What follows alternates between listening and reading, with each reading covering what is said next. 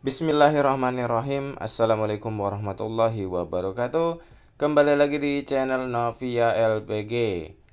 Sahabat semua, kali ini admin akan membahas mengenai PPG dalam jabatan tahun 2022, mengenai tahapan PPG dalam jabatan. Nah, PPG dalam jabatan itu sendiri mempunyai tahapan tersendiri di tahun 2022. Yang pertama yaitu pendaftaran dan seleksi administrasi. Nah, pendaftaran dan seleksi administrasi ini yang pertama kali kita lakukan adalah melakukan verifikasi dan validasi dokumen administrasi oleh Direktur Jenderal dibantu oleh tim verifikasi dan validasi dari LPMP. Jadi, di tempo hari kita diperintahkan untuk melakukan pemutakhiran data yang terakhir tanggal 30 Januari 2022. Itu tujuannya adalah agar mereka ketika memverifikasi dan memvalidasi data kita sudah sesuai dengan data sebenarnya. Jadi bagi teman-teman yang belum melakukan pemutakhiran data, itu sudah terlambat ya sebenarnya ya.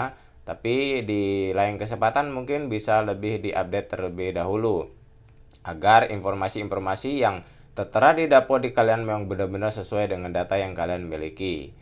Nah, SK dan yang lain juga akan diverifikasi oleh LPMP dan timnya ya.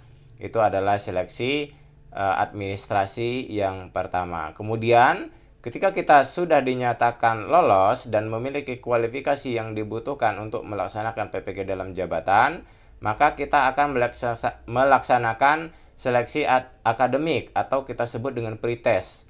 Nah, seleksi akademik ini akan muncul form pendaftarannya di SIM PKB ya, di SIM PKB. Jadi rajin-rajin kita cek di SIM PKB-nya. Apa saja sih yang kira-kira harus kita kerjakan di dalam pretest itu, di dalam seleksi akademik? Yang pertama itu tes materi profesional.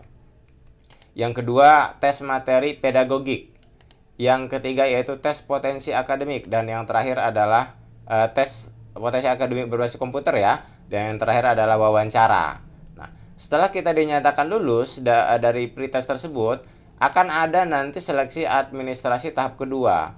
Ya, kalau ini seleksi administrasi tahap pertama, ini seleksi administrasi tahap kedua. Akan ada seperti itu, nanti akan diverifikasi ya.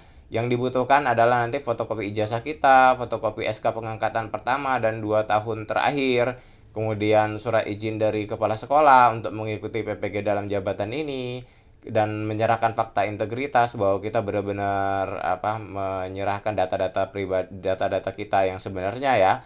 Kemudian surat penyetaraan bagi guru yang lulusan dari luar negeri. Nah, ini nanti kita serahkan ya untuk sebagai seleksi administrasi tahap kedua.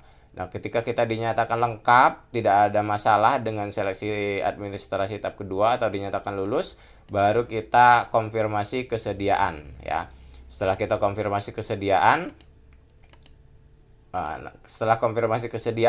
akan ada penetapan calon mahasiswa PPG dalam jabatan. Nah, baru ketika kita sudah ditetapkan sebagai peserta ya, baru kita melaporkan diri dan melaksanakan PPG dalam jabatan.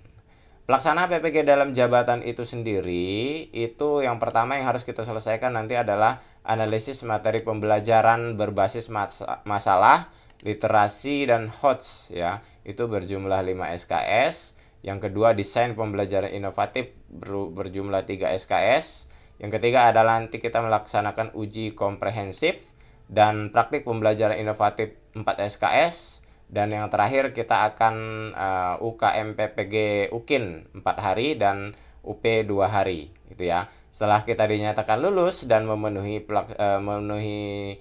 pelaksanaan dari PPG tersebut, kita lulus semua, baru kita bisa dinobatkan sebagai guru profesional bersertifikat pendidik.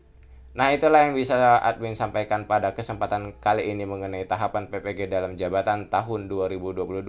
Semoga kita semua termasuk ke dalamnya. Dan bagi teman-teman yang belum subscribe channel ini, subscribe dulu ya. Jangan lupa aktifkan loncengnya dan share ke teman-teman agar informasi ini dapat bermanfaat bagi orang banyak.